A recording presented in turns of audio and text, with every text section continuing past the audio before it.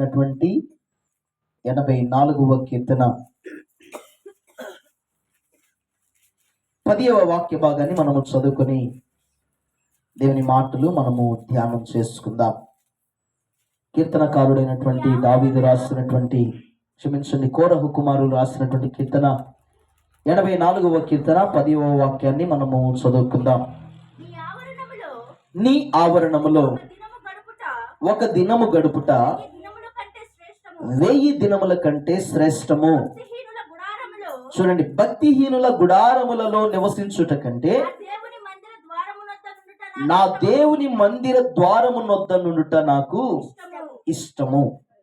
హల్లెలూయా. ఈ సంవత్సరము దేవుని సన్నిధిని గురించి ప్రభు ఈ మొట్టమొదటి పునరుద్ధాన దినమున మనతో మాట్లాడుతున్నటువంటి మాట ఏంటంటే, నీ ఆవరణములో అనగా దేవుని యొక్క ప్రార్థనా స్థలములో, దేవుని యొక్క మందిరములో, దేవుని యొక్క సన్నిధి నిలిచేటువంటి స్థలములో ఎప్పుడైతే మనము దేవునికి ప్రాధాన్యతనివ్వడం ప్రారంభిస్తామో అక్కడ దేవుని యొక్క ఘనమైనటువంటి కార్యాలను మనం కనులారా చూడగలుగుతాం. దేవునికి స్తోత్రం కలుగునుగాక. ఈ కోరహు కుమారుల కీర్తనను పరిశుద్ధ బైబిల్ గ్రంథంలో అక్కడక్కడ మనం చూస్తూ ఉంటాం. ఈ కోరహు కుమారులు ఒకానొక సందర్భంలో దేవుని దైవజనుల మీద వ్యతిరేకంగా తిరుగుబాటు చేసినటువంటి వారు. కానీ దేవుడు ఎప్పుడైతే దేవునికి వ్యతిరేకంగా రేపబడినటువంటి కుటుంబములను ఆయన దైవజనుడైనటువంటి మోషే ఆజ్ఞాపించినప్పుడు ఆయన చెప్పినటువంటి మాట ఏంటంటే, అయ్యా, నీ మీద వ్యతిరేకంగా లేస్తున్నటువంటి ప్రజలు ఉన్నారు కదా, వీరిని సజీవముగానే భూమి నోరు తెరిచి వారిని మెరుగునుగా కానీ పలకగానే సేవకుని మాటను విన్నటువంటి దేవుడు భూమిని నోరు తెరవచ్చేయక అక్కడ ఉన్నటువంటి కోరహు కుమారులందరూ కూడా వారు సజీవంగానే భూమిలోకి దిగిపోయినట్లుగా దేవుని యొక్క గ్రంథంలో మనం చూస్తూ ఉన్నాం. దేవునికి స్తోత్రం కలుగునుగాక. వారిలో మిగిలిపోయినటువంటి వారు, చనిపోయినటువంటి వారి తర్వాత మిగిలిపోయినటువంటి వారు ఎవరైతే ఉన్నారో వారు దేవుని యొక్క మహిమా ప్రభావాన్ని తెలుసుకొని, దేవుని యొక్క శక్తిని వారు అర్థం చేసుకొని, దేవుడు ఎంత గొప్పవాడో వారు గుర్తెరిగిన తర్వాత రాస్తున్నటువంటి కీర్తన ఏంటంటే, ఈ కీర్తన గ్రంథంలో ఎక్కడ మనం కోరహు కుమారుల కీర్తన మనం చూసినా వారికి ఉన్న ఆశ ఒకటే, ఎప్పుడు కూడా దేని గురించి రాస్తారంటే దేవుని మందిరం గురించి రాస్తారండి. హల్లెలూయా. ఇప్పుడు వారు చెప్తున్నటువంటి మాట ఏంటంటే, అయ్యా, నీ మందిర ఆవరణములో ఒక దినము గడుపుట. ఎన్ని దినాలు? దేవుడు ఎన్ని దినాలు ఇచ్చాడు మనకి? చెప్పాల. వారానికి 7 రోజులు ఇచ్చాడు. హల్లెలూయా. ఎన్ని రోజులు ఇచ్చాడు? 7 రోజులు దేవుడు మనకిచ్చి ఒక్క రోజు మాత్రమే దేవుడు అడిగాడు. దేవునికి స్తోత్రం కలుగునుగాక. దేవుని దశమ భాగం విషయంలో కూడా దేవుడు అంతే అడిగాడు. 9 రూపాయలు నువ్వు ఉంచుకొని 1 రూపాయి నాకు దయచే అన్నాడు. అంటే ఆయన ఎప్పుడు కూడా మన మేలు కోరుకునేవాడే తప్ప మనం నష్టపోయి ఆయన ఏదో గొప్ప పొందుకోవాలని ఆనందించే దేవుడు కాదు ఆయన. హల్లెలూయా. నువ్వు మేలు పొందుతున్నప్పుడు, నువ్వు దీవించబడుతున్నప్పుడు, నువ్వు ఆశీర్వాదాన్ని పొందుకుంటున్నప్పుడు దేవునికి కృతజ్ఞత స్వభావాన్ని కలిగి జీవించడమే యేసయ్య మన దగ్గర నుంచి కోరుకునేటువంటి ఒక మంచి లక్షణం అండి. హల్లెలూయా. కాబట్టి ఇక్కడ కోరహు కుమారులు రాస్తున్నటువంటి మాట ఏంటంటే, అయ్యా, నీ మందిర ఆవరణములలో ఒక దినము గడిపితే 1000 దినముల కంటే శ్రేష్టము. దేవునికి స్తోత్రం కలుగునుగాక. ఎన్ని దినాలట? 1000 దినాలు. అంటే ఇంచుమించుగా 3 సంవత్సరాల ఆశీర్వాదము ఒక్కరోజు ఆరాధనలో పాలు పొందితే దేవుడు ఇస్తానని మాట్లాడుతున్నాడు. హల్లెలూయా. మనకు అర్థం కావట్లేదు. దేవుని దృష్టిలో ఒక దినము 1000 దినములతో సమానం. నువ్వు ఒక్కరోజు దేవుని మందిరంలో గడుపుతున్నావంటే నువ్వు దేవునికి ఎన్ని రోజులు ఇచ్చినట్టు? 1000 రోజులు ఇచ్చినట్టు. హల్లెలూయా. నువ్వు ఒక్క ఆదివారం మందిరం మానేస్తే ఎన్ని దినాల ఆశీర్వాదం పోయినట్టు? చెప్పాలా? 1000 దినముల ఆశీర్వాదము మన చేతులారా పోగొట్టుకున్నట్టే. 365 రోజుల్లో 52 రోజులే దేవునికి ఇవ్వమన్నాడు. అవునా కాదండి? 52 ఆదివారాలు సంవత్సరానికి. మిగతా దినాలన్నీ కూడా నీకు పని చేసుకోవడానికి, లేకపోతే వివాహాలకు వెళ్ళడానికి, నీ వ్యవసాయ పనులు చేసుకోవడానికి, నీ ఉద్యోగం చేసుకోవడానికి, నీ వ్యాపారం చేసుకోవడానికి, నీ చేతి పనిలో నువ్వు అభివృద్ధి పొందడానికి దేవుడు ఇచ్చాడు. కానీ మనం ఏం చేస్తున్నామంటే ఆదివారం కూడా చాలా బిజీ పనులు పెట్టుకుంటున్నాం. హల్లెలూయా. దేవుని కంటే మన జీవితంలో ఏది కూడా ప్రథమమైనటువంటి స్థానాన్ని ఆక్రమించకూడదు. హల్లెలూయా. మన జీవితంలో మొట్టమొదటి సెకండ్ లేకుంటే మొట్టమొదటి గడియ ఏదైతే ఉందో అది దేవునితోటే ప్రారంభం అవ్వాలి.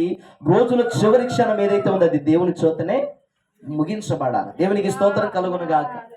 అందుకే ఈ కోరహు కుమారులు చెప్తున్నటువంటి మాట ఏంటంటే, అయ్యా నీ మందిరావరణములు ఒక దినము గడుపుట 1000 దినముల కంటే శ్రేష్టం. ఎందుకు శ్రేష్టం అంటే భక్తిహీనముల గుడారములలో నివసించడం కంటే నా దేవుని మందిరం ద్వారం దగ్గర ఉండటమే నాకు ఇష్టం. హల్లెలూయా. భక్తిహీనుల దగ్గర నిలవబడితే, భక్తిహీనుల గుడారాల్లోనికి మనం వెళితే లోక సంబంధమైనటువంటి ఉద్దేశాలు, లోక సంబంధమైన మాటలు, లోక సంబంధమైనటువంటి కార్యాలు మనకు వినబడుతుంటాయి. పైగా మనలోనికి చెడు ప్రవేశించే అధికారం, అవకాశం ఉంది. కానీ దేవుని మందిరంలో ఎప్పుడైతే మనం గడపడం ప్రారంభిస్తామో లెక్కలేనంత దేవుని కృపను అపరిమితముగా మనము పొందుకోగలుగుతాం. దేవునికి స్తోత్రం కలుగును గాక. అసలు ఈ కోరహు కుమారులు ఎందుకు దేవుని మందిరంలో ఉండడం ఇష్టపడుతున్నారు, ఎందుకు దేవుని మందిరాన్ని ప్రేమిస్తున్నారంటే పరిశుద్ధ దేవుని యొక్క బైబిల్ గ్రంథముల నుండి, ఇదే కీర్తనల గ్రంథముల నుంచి ఒక వాక్యాన్ని మనం చదువుతాను ఒకసారి. కీర్తనల పుస్తకము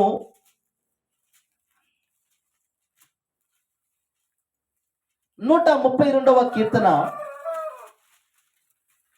13-14 వాక్యాన్ని మనం చదవండి. యెహోవా సియోనును ఏర్పరచుకొని ఉన్నాడు,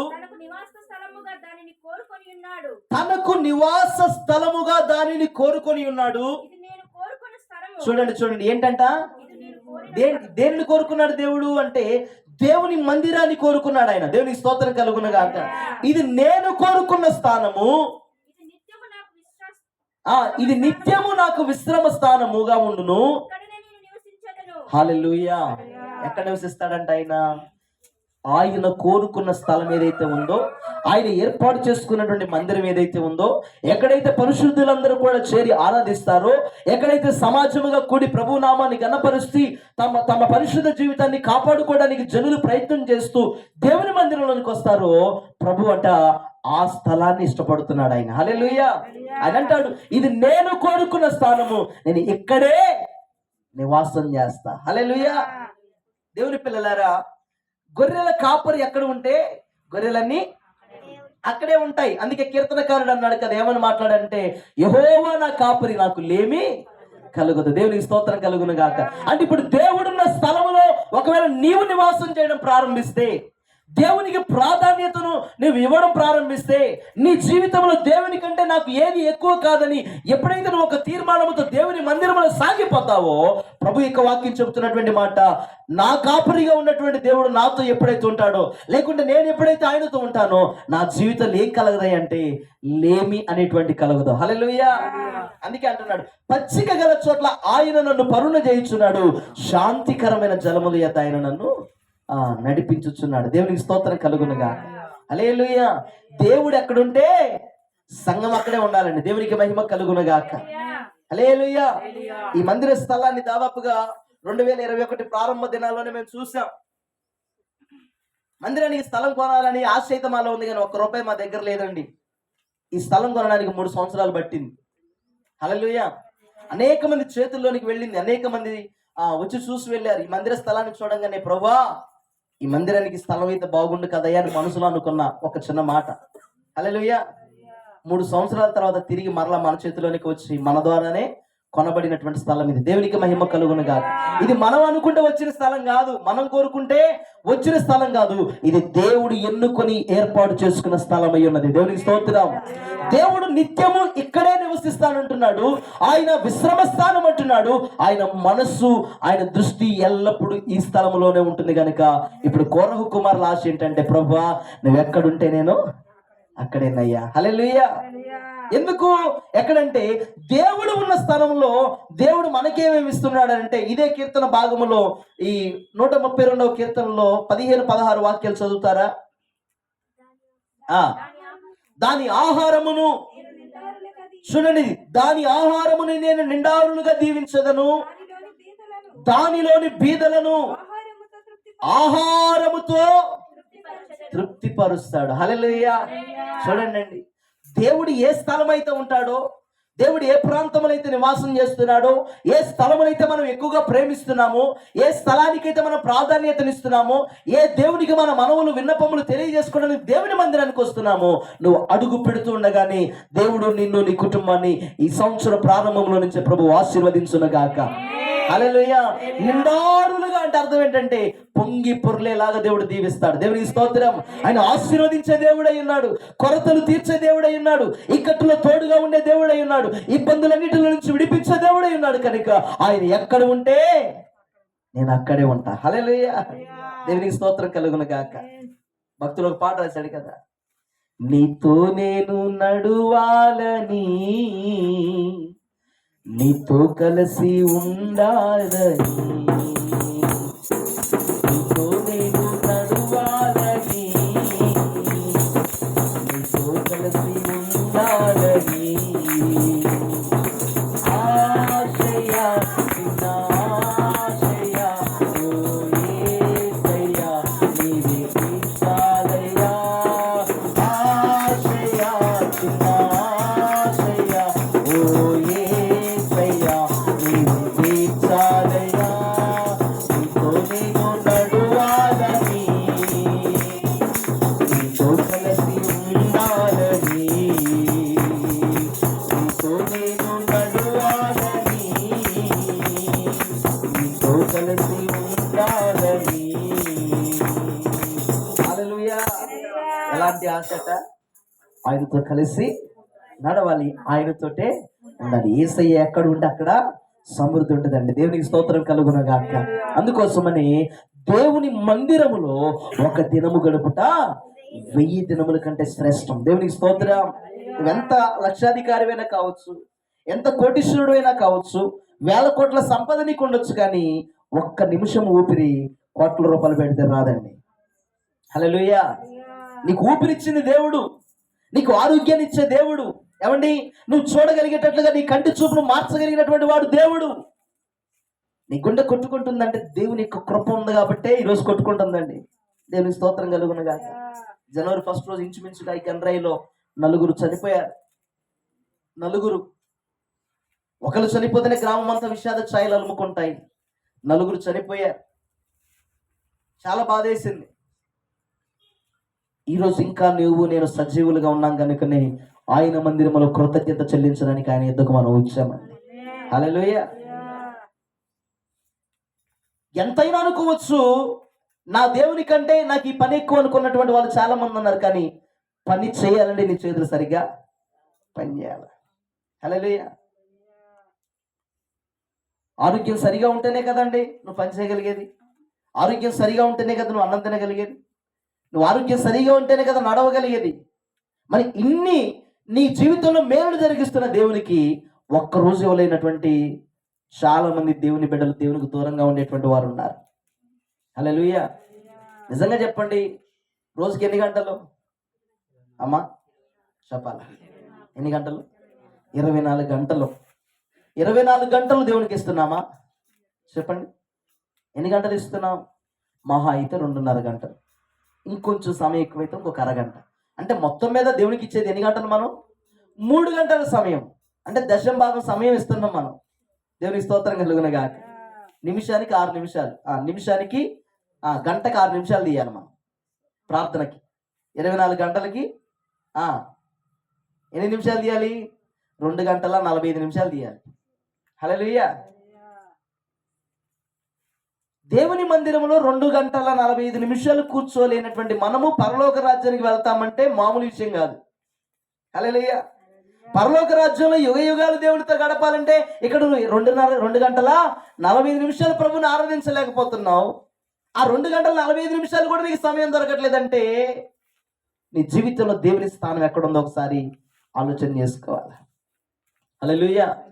దేవుని మందిరానికి వచ్చి దేవుని ఆరాధిస్తున్నామంటే దేవుడు ఊరికనే పంపించాడు. ఆయన ఎలాగో పంపిస్తాడంటే నీ కుటుంబాన్ని నిండారులుగా దీవించి పంపించే దేవుడు ఆయన.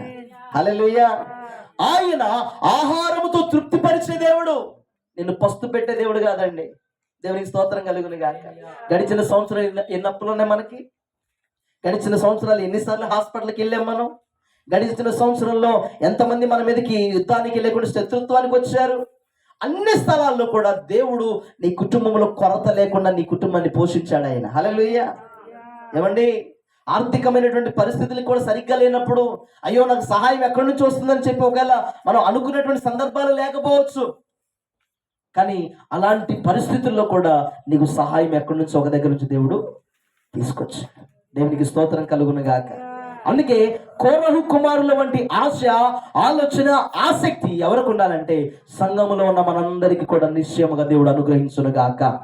ఆమేన్. హల్లెలూయా. 52 ఆదివారాలు రోజు కూడా దేవుడు రమ్మంటలా, వారానికి ఒక్కరోజు. దేవునికి స్తోత్రం కలుగును గాక. కోరహు కుమారుల ఆశ అంటే తెలుసా? అయ్యా నీ మందిరంలో లోపలికి రాకపోయినా నేను పర్వాలేదు, కానీ ఎక్కడ ఉంటానంటే నీ మందిర ఆవరణములో ఉండాలని ఆశపడుతున్నా. ఎందుకంటే నీ తేజో మహిమ నిలిచే స్థలం దేవుని మందిరం. దేవునికి స్తోత్రం కలుగును గాక. హల్లెలూయా. ఆయన మహిమ నిలిచే స్థలం దేవుని మందిరం అండి. ఆయన మహిమ నిలిచే స్థలము దేవుని మందిరం. చదువుదాం పరిశుద్ధ దేవుని బైబిల్ గ్రంథంలో నుంచి ఒక వాక్యాన్ని మనం చదువుదామా? స్తోత్రము కలుగును గాక.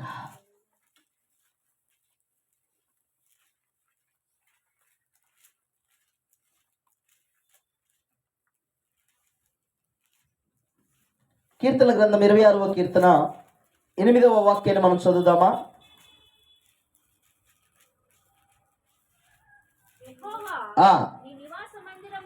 యెహోవా నీ నివాస మందిరమును, చూడండి, నీ తేజో మహిమ నిలిచే స్థలమును నేను ప్రేమించుచు ఉన్నాను. దేవునికి స్తోత్రం కలుగును గాక. మందిరానికి ఎవరు వస్తారండి? చెప్పాలి. మందిరానికి ఎవరు వస్తారు? కొంతమంది ఆశీర్వాదాల కోసం వచ్చే వాళ్ళు ఉన్నారు, దీవెనల కోసం వచ్చే వాళ్ళు ఉన్నారు, స్వస్థత కార్యాల కోసం వచ్చే వాళ్ళు ఉన్నారు, దర్శనాల కోసం వచ్చేవారు ఉన్నారు, కళల కోసం వచ్చేటువంటి వారు ఉన్నారు, ఏమండి ప్రతిఫలాన్ని ఆశించేటువంటి వచ్చేటువంటి వారు ఉన్నారు. కానీ అన్ని ఇచ్చే దేవుడిని ప్రేమించేవారు రావట్లేదు. హల్లెలూయా. చూడండి, అన్ని ఇచ్చే దేవుణ్ణి ఎప్పుడైతే నువ్వు ప్రేమిస్తావో, ఆయన నివసించే దేవాలయం లేకుండా ఆయన మందిరాన్ని నువ్వు ఎప్పుడైతే ప్రేమిస్తావో, నీకున్న అక్కరను నిశ్చయముగా నా దేవుడు తీర్చడానికి శక్తివంతుడై ఉన్నాడు ఆయన. దేవునికి స్తోత్రం కలుగును గాక. ఎవరిని ప్రేమించాలి మనము? దేవుని ప్రేమించేవాడు దేవుని మందిరానికి వస్తాడు, దేవుని మందిరానికి వచ్చినవాడు దీవించబడి బయటికి వెళ్తాడు. హల్లెలూయా. అలా ఎప్పుడైతే నువ్వు దేవుని మందిరాన్ని, ఆయన మహిమ నిలిచే స్థలం, ఏ స్థలం? మహిమ చూడాలంటే సాధారణమైన విషయం కాదు. హల్లెలూయా. సొలొమోను కాలంలో దేవుడు సొలొమోను చేత దేవుని యొక్క మందిరాన్ని కట్టిస్తే, ఆ మందిర ప్రతిష్ఠ దినమున సొలొమోను చేతులెత్తి ప్రార్థన చేస్తూ ఉన్నప్పుడు సందర్భంలో దేవుని పిల్లలారా, యాజకులు పరిచర్య చేయడానికి దేవాలయంలోనికి వెళితే దేవుని మహిమ ఆ మందిరము పైకి దిగి వచ్చినప్పుడు ఆ మహిమను తట్టుకోలేక యాజకులు బయటకు వచ్చేసారు. హల్లెలూయా. ఒక్క మాట చెప్తానండి, దేవుని మహిమ అంటే ఏంటో తెలుసా? దేవుని యొక్క పరలోక రాజ్య సైన్య సమూహము దేవునితో ఈ భూలోకంలోనికి దిగి రావడం. హల్లెలూయా. ఆయన దిగి వచ్చినప్పుడు ఆయన మహిమ ఎదుట నిలవబడలేని పరిస్థితి, కానీ ఆ మహిమను దేవుడు నేరుగా చూసే కృప నీకు నాకు నిశ్చయముగా ఈ మందిరములో ప్రభు అనుగ్రహించును గాక. ఆమేన్. హల్లెలూయా. దేవుని మందిరములో ఆయన మహిమ ఉన్నది గనుక ఆయన మందిరంలో గడపడానికి మనము ఇష్టపడాలి. రెండవదిగా మనం ఏం చేయాలంటే, పరిశుద్ధ దేవుని యొక్క బైబిల్ గ్రంథంలో నుంచి మరొక వాక్యాన్ని మనం చదువుదామా ఒకసారి. పరిశుద్ధ దేవుని బైబిల్ గ్రంథంలో నుంచి కీర్తన గ్రంథము 16వ కీర్తన 11వ వాక్య భాగాన్ని మనము చదువుకుందాం. జీవ మార్గమును నీవు నాకు తెలియజేసేదవు. ఏమున్నదట? చెప్పాలా? ఆయన మందిరములో మొట్టమొదటిగా ఆయన తేజో మహిమ నిలువబడుతుంది. రెండవదిగా ఆయన మందిరంలో ఏం మనకు దొరుకుతుంది అంటే సంపూర్ణమైన సంతోషం దొరుకుతుంది. హల్లెలూయా. ఏ సంతోషం? కొరత లేని సంతోషం, అరాకొర కాని సంతోషం. హల్లెలూయా. ఏ సంతోషం అట? సంపూర్ణత కలిగిన సంతోషం. దేవునికి స్తోత్రం కలుగును గాక. దేవుడిచ్చే ఆనందము ఈ లోకంలో ఏది కూడా నీకు కలుగు చేయదు. కలుగు చేస్తుందా? ఒకవేళ బంగారం కొనుక్కోవాలని ఆశ ఉంది అనుకోండి, 1,00,000 రూపాయలు పెట్టి బంగారం కొనుక్కున్నావు, ఎన్ని రోజులు ఉంటుంది ఆనందం? చెప్పాలా? ఆ బంగారానికి కొంచెం మస్తు పట్టిందాక, లేకుంటే 10 మందికి చూపించుకున్న దాకే ఆనందం ఉంటది. కానీ ఆ బంగారం రోజు రోజుకి నీ దగ్గర ఉన్న తర్వాత నువ్వు ఏం చేస్తావు, అది తీసి పక్కన పడేయడానికి కూడా ఇష్టపడతావు. కొత్తలు కనీసం ఎవరిని కూడా చేయి కూడా వేయనే. కానీ 10 రోజులు గడిచిపోయిన తర్వాత ఆ బంగారం మీద చేయి కూడా మనం ఆ బంగారం తీసి పక్కన వేసేస్తాం. తాత్కాలికమైన సంతోషం. ఒకవేళ బిర్యానీ తినాలని ఆలోచన కలిగింది అనుకోండి, ఒకవేళ 3 పొద్దుల 3 పూట్ల బిర్యానీ తిన్నాం అనుకోండి, రేపు పొద్దున తినమంటే హల్లెలూయా, అది కూడా తాత్కాలికమైన సంతోషమే. ఒకవేళ బ్యాంకు నుంచి డబ్బులు తెచ్చుకున్నావు అనుకోండి, జేబు నిండా పెట్టుకున్నావు, ఏదో ఒక దమ్ముడు వచ్చి కొట్టుకొని పోయాడు, నీ డబ్బు చేతిలోకి వచ్చినంతసేపే నీకు సంతోషం. హల్లెలూయా. కానీ నా యేసయ్య ఇచ్చే సంతోషం ఎలాంటి సంతోషమే అంటే, బంగారంతో కొంటే రాదు, డబ్బులతో కొంటే రాదండి. ఏమండి, పెద్ద పెద్ద ప్రయత్నాలు చేసి ఎన్నో రకాల టెక్నాలజీ ఉపయోగించిన రాని సంతోషము దేవుని మందిరములో నువ్వు గడుపుడు ద్వారా నీకు వస్తుంది. ఆమేన్, హల్లెలూయా. నువ్వు చింతతో రావచ్చు, వ్యాధితో రావచ్చు, బలహీనతతో రావచ్చు, కష్టంతో రావచ్చు, ఎలాంటి ఇబ్బందుల నుంచి నువ్వు వచ్చినా తిరిగి వెళ్ళేటప్పుడు మాత్రం నువ్వు ఎలా వెళ్తావంటే సంతోషంతో తిరిగి వెళ్ళే కృప యేసయ్య మనకందరికీ కూడా దయచేయును గాక. ఆమేన్, హల్లెలూయా. ఆయన మందిరములో తేజోమహిమ నిలబడుతుంది కనుక ఆయన మందిరములో గడపడానికి ఇష్టపడాలి. రెండవదిగా మనం ఏం చేయాలంటే ఆయన సన్నిధిలో సంపూర్ణమైన సంతోషం ఉన్నది. ఎందుకు అనంటే జీవ మార్గమును తెలిపేటువంటి ఆ స్థలం ఏదయ్యానంటే దేవుని యొక్క మందిరమే. హల్లెలూయా. కాబట్టి ప్రియమైనటువంటి దేవుని యొక్క బిడ్డలారా, మనము చేయాల్సినటువంటి పని ఏంటయ్యానంటే ప్రతిరోజు కూడా దేవుని సన్నిధిలో మనము ఆయన సన్నిధిని, ఆయన మహిమను వెదికేటువంటి వారమై మన ఆధ్యాత్మిక జీవితాన్ని ఈ సంవత్సరం అంతా కూడా నడిపించబడదుము గాక. ఆమేన్, హల్లెలూయా. మొట్టమొదటిగా కోరహు కుమారులు దేవుని మందిరాన్ని ప్రేమించడానికి, ఆయన మందిరంలో గడపడానికి ఇష్టపడడానికి గల కారణం ఏంటంటే, ఒకటి ఆయన మహిమ దిగి వచ్చే స్థలము, రెండవది ఆయన ఇచ్చే సంతోషము నివసించే స్థలము, మూడవదిగా దేవుడు మనకేమిస్తున్నాడని అంటే కీర్తన గ్రంథముల నుంచి 36వ కీర్తన 8వ వాక్యాన్ని మనం చదువుదాం. చదవండి ఒకసారి. చూడండి ఏముందంట, ఏముంది మందిరంలో? సమృద్ధి ఉంది. హల్లెలూయా. మందిరములో మహిమ ఉన్నది, మందిరములో సంతోషం ఉన్నది, మందిరంలో ఏమున్నది? సమృద్ధి ఉన్నది. హల్లెలూయా. కొరత లేనంత సమృద్ధి అండి. దేవునికి స్తోత్రం కలుగునుగా. ఇశ్రాయేలు ప్రజలకి దేవుడు ఆహారాన్ని పంపిస్తే వారు ఎంత తినగలుగుతారో దానికి ఎక్కువే ఇచ్చాడండి. దేవునికి స్తోత్రం కలుగునుగాక. యేసుక్రీస్తు వారు స్వార్థ పరిచర్య చేస్తున్నప్పుడు ఇంచుమించుగా 5,000 మంది పురుషులు ఏమండి ఆ కొండ మీద ప్రసంగానికి వచ్చినప్పుడు దేవుడు 5 రొట్టెలను 2 చిన్న చేపలను 5,000 మందికి పంచిపెట్టగా ఎన్ని గంపలు మిగిలాయి అంటే ఏం మిగిలింది? ఇప్పుడు సమృద్ధి వచ్చింది. హల్లెలూయా. తాగడానికి అరణ్యంలో నడుచుకుంటూ వెళుతున్నారు, తాగడానికి నీళ్లు లేవు. ఆహారం అయితే కురిపించబడింది, చక్కగా మన్నాను తిన్నారు, పూరేళ్లను తిన్నారు. ఎర్ర సముద్రాన్ని పాయలు చేసుకుని వెళుతుంటే దాహం కావాలని ఆ మోషే మీదను దేవుని మీద సరుగుతుంటే దేవుడు మోషేతో చెప్పాడు, మోషే నీ ఎదురుగా ఉన్నటువంటి బండను కర్రతో కొట్టు, దానిలో నుంచి నేను నీటిని తాగడానికి ప్రజలకు సమృద్ధినిస్తానన్నాడు ఆయన. హల్లెలూయా. మోషే ఎప్పుడైతే బండను కొట్టాడో బండ 2గా చీల్చబడింది. మెల్లిమెల్లిగా దార వెంబడి దార రావడం ప్రారంభించబడి ఆ బండ సమృద్ధికరమైన జలాన్ని ఇవ్వగలిగింది. హల్లెలూయా. దేవుడిస్తే కొరత ఉండదండి, మనుషులు ఇస్తే మీకు అంత ఎందుకు మాట చెప్తా. ఒక ఫంక్షన్కి వెళ్ళి భోజనాలు కూర్చున్నాం అనుకోండి, భోజనం వడ్డించేటప్పుడు రైస్ అంతా బాగానే పెడతారు, కానీ కూర వేసేటప్పుడు ఎట్లా వేస్తారు చెప్పండి, చెప్పాలి. హల్లెలూయా. ఒకవేళ తీసేటప్పుడు గడ్డతో పూర్తిగా తీసినా వేసేవాడికి మనసు రాదు. వచ్చిందా? అమ్మో ఇంత మాంసం తినలేదేమో, ఇంత కూర తినలేరేమో అనే ఆలోచన వాడికి వస్తే వాడు ఏం చేస్తాడంటే ఈ తీసినట్టే తీసి మళ్ళీ వేసి మళ్ళీ ఏం చేస్తాడు, 2 ముక్కలు తీసేస్తాడు. అది సంతృప్తా? అది సమృద్ధా? హల్లెలూయా. నా యేసయ్య ఇచ్చాడండి, దాదాపు 1 నెల రోజులు ఇచ్చాడంట మాసం. దేవునికి స్తోత్రం కలుగును గాక. మాసం కావాలని ఏడ్చారంట దేవుని మీద. ఎప్పుడు చూసినా ఈ కీరకాయలు, దోసకాయలు, ఉల్లిగడ్డలు, ఎర్రగడ్డలు ఇయ్యేనా, మాకు మాసం తినాలనిపిస్తుంది అని అంటే దేవుడు ఏం చేశారంటే వారికి ఆకాశము నుంచి మాంసమును కురిపించాడు. ఎన్ని దినాలు తిన్నారు తెలుసా? 1 నెల దినాలు తిన్నారట. 1 నెల రోజులు. వాళ్ళ కడుపు నిండింది, వారి గొంతు నిండింది, వారి నోరు నిండింది, వారి ముక్కుల నుంచి బయటకు వచ్చిందంట. హల్లెలూయా. వారు తినలేనంత మాంసాన్ని ఇవ్వగలిగాడు దేవుడు ఆయన. దేవునికి స్తోత్రం కలుగునుగా. యేసయ్య ఇస్తే ఎప్పుడైనా సమృద్ధి ఇస్తాడు, కానీ కొరత మాత్రం అసలు ఉంచాడు. దేవునికి స్తోత్రం కలుగునుగా. దైవజనుడు అయినటువంటి ఏలియా సారెపతి యొక్క విధవరాలు ఇంటికి వెళ్ళినప్పుడు ఆ ఇంటిలో ఏముందంటే కుండలో కొంచెము మాత్రమే నూనె ఉన్నది, బుడ్డిలో.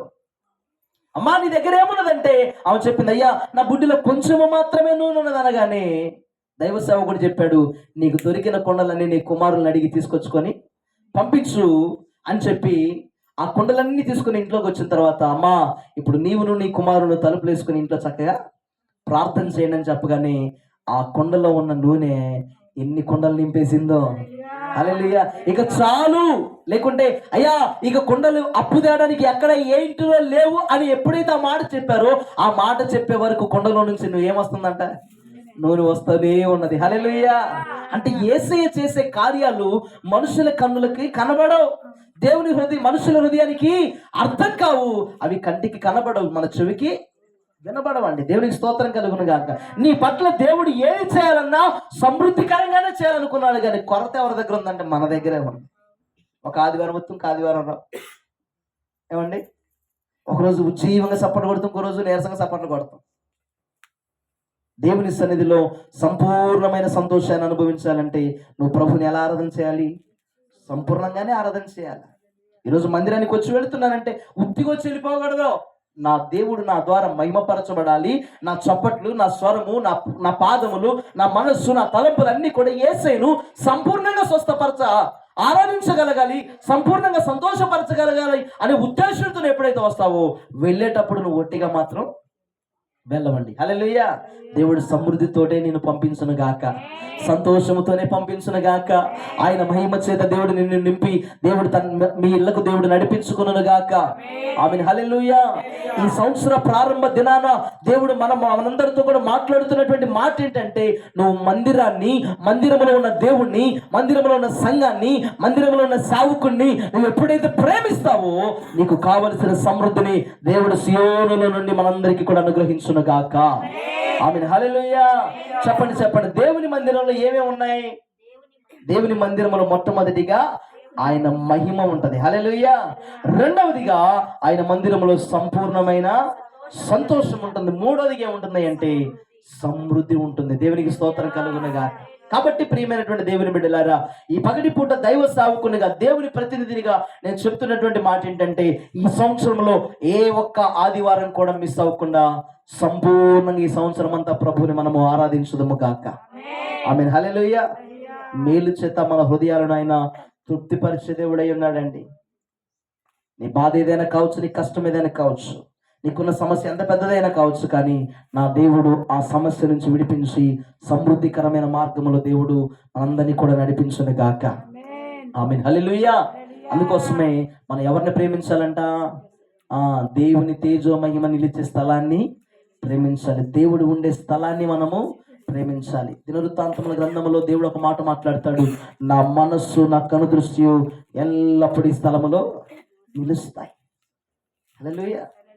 కీర్తనకారుడు అంటాడు, నేను ఆయన ఆలయములో మొర్రపెట్టినప్పుడు తన ఆలయములో దేవుడు నా ప్రార్థన అంగీకరించాడు. నా మొర్ర ఆయన చెవులలో చొచ్చుకొని పోగా ఆయన గాలి రెక్కల మీద ఆయన ప్రయాణము చేసి శత్రువుల పళ్ళను రాలగొట్టడానికి ఆయన గాలి వేగము మీద రెక్కలు కట్టుకొని వచ్చాడంట ఆయన. హల్లెలూయా.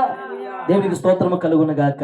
మన దేవుడు ఎంత మంచి దేవుడు అయ్యానంటే, నువ్వు ఎంతగా దేవుని ప్రేమిస్తే దేవుడు నీ పట్ల అంత గొప్ప కార్యాలు చేసేవాడై ఉన్నాడు. ప్రజలకు దేవుణ్ణి ప్రేమించడం రాట్లా, ఆస్తులను ప్రేమిస్తున్నారు, ఉద్యోగాలను ప్రేమిస్తున్నారు, వ్యాపారాలను ప్రేమిస్తున్నారు, ఏమండి లోకంలో ఉన్న ప్రతిదాన్ని ప్రేమిస్తున్నారు, కానీ అన్నిటినీ అనుభవించడానికి ఊపిరిచ్చే దేవుణ్ణి మాత్రం ప్రేమించలేకపోతున్నారు. హల్లెలూయా.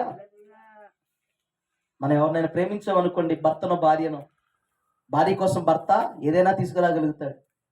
ఒకవేళ భార్య భర్తను ప్రేమించింది అనుకోండి, భర్త కోసం భార్య ఏదైనా చేయగలుగుతుంది. అంటే యువతల నుంచి ఇస్తున్నప్పుడు అవతల నుంచి కంపల్సరీగా వస్తుంది. హల్లెలూయా.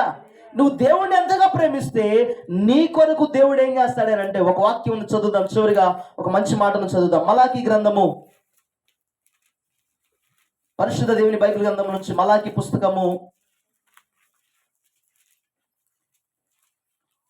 మలాకీ గ్రంథము 3వ అధ్యాయము 10వ వాక్యం చదువుదాం. చదువుతారు ఒకసారి? చూడండి, నా మందిరములో ఆహారము ఉండునట్లు 10వ భాగమంతయు మీరు నా మందిరపు నిధిలోనికి తీసుకొని రండి. దీని చేసి మీరు నన్ను శోధించిన ఎడల నేను ఆ ఆకాశపు వాకిళ్లను ఏమి విప్పుతాడంట ఆయన? పిడికిలు కాదు. హల్లెలూయా. ఏమి విప్పుతాడంట ఆయన? ఆకాశపు వాకిళ్లను విప్పి పట్టజాలనంత విస్తారముగా దీవెనలు కుమ్మరించదనని సైన్యములకు అధిపతి యెహోవా సెలవిచ్చుచు ఉన్నాడు. దేవునికి స్తోత్రం కలుగునుగాక. హల్లెలూయా. ఆయన ప్రేమిస్తే నీ కొరకు ఆకాశమును తెరవగలిగిన దేవుడు ఆయన. హల్లెలూయా. ఆయన నిన్ను ప్రేమిస్తున్నాను కనుక నీ కొరకు ఆయన ప్రతి పరిస్థితిని మార్చగలిగినటువంటి దేవుడు అయి ఉన్నాడు. కాబట్టి మనం ఏం చేయాలంటే ఆయన తేజో మహిమ నిలిచే స్థలం, ఆయన సమృద్ధి ఉండే స్థలం, ఆయన సంతోషం ఉండే స్థలము, ఆయనే నివాసము చేసే దేవుని మందిరాన్ని మనమందరము కూడా ప్రేమించుదుము గాక. ఆమేన్. హల్లెలూయా. ఏది ఎక్కువ మన జీవితంలో దేవుని కంటే? చెప్పాలా? కొనుక్కునే బండే, చేసుకునే పెళ్ళే, కడుపును పుట్టే బిడ్డలా? హల్లెలూయా. దేవుడే గొప్పవాడు. దేవునికి స్తోత్రం కలుగును గాక. దేవునికి నీ జీవితంలో కొరత లేకుండా సంపూర్ణంగా నీ హృదయానుసారంగా దేవుని నువ్వు ఎప్పుడైతే ఆరాధన చేయడానికి నీ జీవితాన్ని దేవునికి అప్పగిస్తావో నీ జీవితంలో కూడా కొరత లేకుండా దీవించగలిగిన వాడు మనం ఆరాధించేటువంటి మహోన్నతుడైన ప్రభువు. హల్లెలూయా. కాబట్టి మనం ఎవరిని ప్రేమించాలి అని అంటే మొట్టమొదటిగా దేవుణ్ణి ప్రేమించాలి, రెండవది దేవుని మందిరాన్ని ప్రేమించాలి, మూడవదిగా దేవుని సంఘాన్ని ప్రేమించి సంఘ సహవాసములో ఎడతెగకుండా ఎప్పుడైతే మనము ఆధ్యాత్మికంగా నడిపించబడతామో దేవుడు అంటున్నటువంటి మాట, ఆయన నిన్ను మహిమతో నింపే దేవుడై ఉన్నాడు. హల్లెలూయా. రెండవదిగా ఆయన సంపూర్ణమైన సంతోషంతో నింపే దేవుడై ఉన్నాడు. మూడవదిగా ఆయన సమృద్ధినిచ్చి ఆశీర్వదించగలిగిన దేవుడై ఉన్నాడు. దేవునికి మహిమ కలుగును గాక.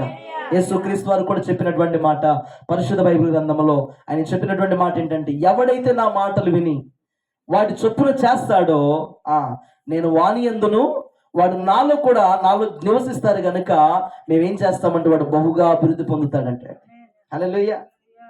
చదువుతారు ఒకసారి చివరికి ఒక మాట, యోహాను సువార్త 15వ అధ్యాయము చివరికి ఒక మాట చదువుదాం.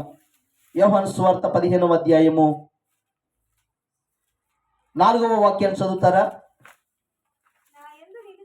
చూడండి. నా యందు నిలిచియునుడి, నీ యందు నేనును నిలిచియుందును. తనంతట తానే ఎలాగూ ఫలింపదో అలాగే నా యందు నిలిచి ఉంటేనే గాని మీరును ఫలింపరు. తీగలు మీరు. చూడండి. ఎవడు నా యందు నిలిచియుండునో నేను ఎవని యందు నిలిచియుందునో వాడు బహుగా ఫలించును. 7వ వాక్యం చదువుదాం. నా యందు మీరును మీ యందు నా మాటలను నిలిచియుండిన ఎడల చూడండి మీకు ఏది ఇష్టమో అడుగుడి, అది మీకు అనుగ్రహించబడును. దేవునికి స్తోత్రం కలుగునగాక. మీరు బహుగా ఫలించుట వలన నా తండ్రి మహిమపరచబడతాడు. దేవునికి స్తోత్రం కలుగునుగా. ఒక్క మాట అండి, మనం ప్రార్థిస్తే మనకిచ్చేది ఎవరు?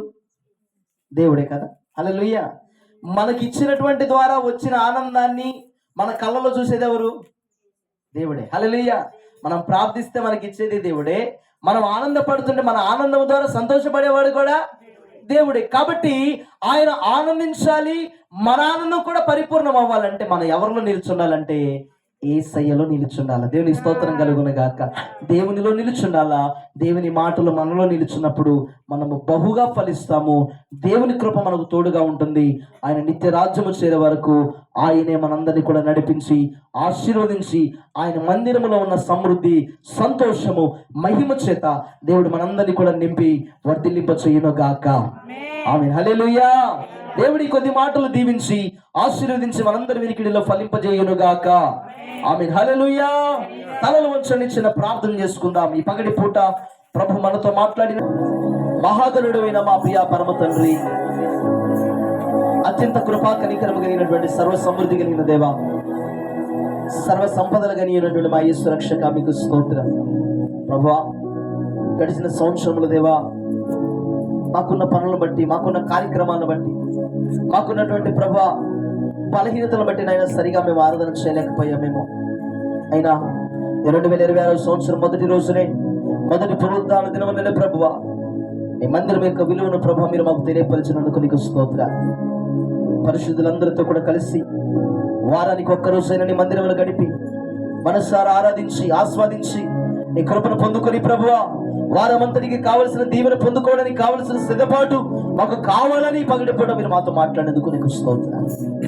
నిజమే, ఎంతో మందికి నాయన ఈ విలువ తెలియక, నీ మహిమ విలువ తెలియక, నీ సమృద్ధి విలువ తెలియక, అయ్యా అదిగో ప్రభా నీ సంపూర్ణ సంతోషం విలువ తెలియక లోకములో ఉన్నటువంటి సంతోషాన్ని కోరుకుంటున్నారు, లోకములో ఉన్న సమృద్ధిని కోరుకుంటున్నారు, లోకములో ఉన్నటువంటి ప్రభువా అయ్యా తాత్కాలికమైనటువంటి ఆనందాలను కోరుకుంటూ అయ్యా అదిగో ప్రభా నిత్య జీవాన్ని ఇచ్చి నేను మర్చిపోతుండగా దేవా ఒకటి అటువంటి పరిస్థితి రాకుండా, అటువంటి స్థితి రాకుండా, అటువంటి బ్రతుకుమాలు లేకుండా నువ్వు కోరుకున్నట్లుగా, నువ్వు మెచ్చినట్లుగా నీతో ప్రభా ప్రతి ఆదివారం గడిపే కృప మాకు దయచి నీ మందిరము ద్వారము దగ్గర ఉన్నాం చాలయ్యా. నీ మహిమను మేము చూడగలుగుతాం. నీ మందిరమును అడుగు పెడితే చాలయ్యా, నీ మహిమతో నింపబడతాం అయ్యా. నీ మందస్సం ఉన్న చోటికి మేము రాగలిగితే చాలయ్యా, సమృద్ధికరమైన దీవెనతో మేము నింపబడతాం. ఈ పగటి పూట ఎన్నో చక్కని మాటలు మీరు మాతో మాట్లాడేందుకు కృతజ్ఞత వస్తుంది. నేనైనా మేమైనా మేమందరం కూడా ప్రభువా ఏ వారము కూడా మర్చిపోకుండా, ఏ వారము కూడా పనులు పెట్టుకోకుండా నీతో గడపడానికి కావాల్సిన కృప మాకు దయచేయండి. నీ కృపలో వర్ధింపచేయమని ప్రార్థన చేస్తాం. సహాయం చేయండి. ప్రారంభ స్తుతులు మొదలుకొని పాటల్లో, స్తుతి ఆరాధనలో, లేఖనాల్లో ప్రభువా సాక్ష్యాల్లో, ఆరాధనలో మీరు మాతో ఉంటూ వచ్చినందుకు స్తోత్రాలు. ఈ వారం అంతా మాకు కావలసిన సంతోషం, ఈ వారం అంతా మాకు కావలసిన సమృద్ధిని, ఈ వారం అంతా మాకు కావలసినటువంటి ప్రభు మహిమను మెండుగా మీ కృప చేత దయచేయమని ప్రార్థన చేస్తున్నాను. ప్రభు చేరువచ్చిన ప్రతి బిడ్డను మీరు దీవించండి, ఆశీర్వదించండి అయ్యా. కృపలో వర్ధింపచేయండి. రాలేకపోయిన వారికి ప్రభు మరుసటి వారం తరుణం మీరు దయచేయండి. ఉచితమైతే మీరు అక్కడ ఆలస్యమైతే మరి ఒక పర్యాయం ఈ విధంగా చేరి మనసారా మిమ్మల్ని కీర్తించి ఆరాధించి నీ సమృద్ధి వలన ప్రభువ, నీ మందిరపు దీవెన వలన ప్రభువ అయ్యా సంపూర్ణమైన సంతోషాన్ని పొందుకొని నీ మహిమను ఆనందించే కృపతో మమ్మల్ని అందరికీ కూడా దీవించమని ప్రార్థిస్తున్నాను. సావుకురాన్ని బలపరచండి. గర్భంలో ఉన్న పిండానికి మంచి ఆరోగ్యాన్ని ఇవ్వండి. సావుకురానికి కావలసిన రక్తమును ప్రభు మీరు దయచేయండి అయ్యా. గర్భం చుట్టూని బలమైన కంచె వేసి సుఖమైన ప్రసవాన్ని ప్రభు మీద అవసరాన్ని దయచేయమని ప్రార్థన చేస్తున్నాను. ఈ సావుకుని కూడా ప్రభు మీరు బలపరచండి. జోజన స్వరాన్ని మీరు ముట్టండి ప్రభు, దగ్గు నుంచి విడుదల కలుగుచేయండి. ఇంకెవరైతే బలహీనులుగా ఉన్నారు అటు నీ బిడ్డలందరికీ కూడా యేసు నామములో స్వస్థత కలుగునుగా, సంపూర్ణమైన విడుదల వచ్చునుగా. ఈ కృపతో ప్రభు దీవించమని, తిరిగి విడుదలని బిడ్డలందరి ప్రయాణాల్లో క్షేమాన్ని దయచండి. నిశ్చితమైతే మీరు అక్కడ ఆలస్యమైంది మరి ఒకసారి ఈ విధంగా చేరి ప్రభు మీ నామాన్ని కనపరచులకు కావాల్సిన కృప మాకు దయచండి. కృప కలిగిన మీ చేతులకు తండ్రి మమ్మల్ని అందరినీ కూడా అప్పగిస్తుంది. సమస్త మహిమ ఘనత ప్రభావం మీ నామానికి ఆరోపిస్తుంది. యేసయ్య అతి పరిశుద్ధ నామములో ప్రార్థించడానికి వెడుచు ఈ ఆరాధనంతని కూడా మీకే సమర్పిస్తున్నాము తండ్రి, ఆమేన్. మన పరమ తండ్రి అయినటువంటి దేవుని యొక్క ప్రేమ, మన రక్షకుడైనటువంటి యేసుక్రీస్తు వారి యొక్క మహోన్నతమైనటువంటి కృప, పరిశుద్ధాత్మ దేవుని యొక్క అన్యోన్యమైనటువంటి సహవాసము, సన్నిధి, సమాధానము ఇప్పుడు ఎల్లప్పుడూ మనకును సకలకుడు పరిశుద్ధులకు ప్రభు యొక్క రాకడ పర్యాంతరము సదాకాలము తోడయుండి నడిపించి ఆశీర్వదించును గాక. ఆమేన్.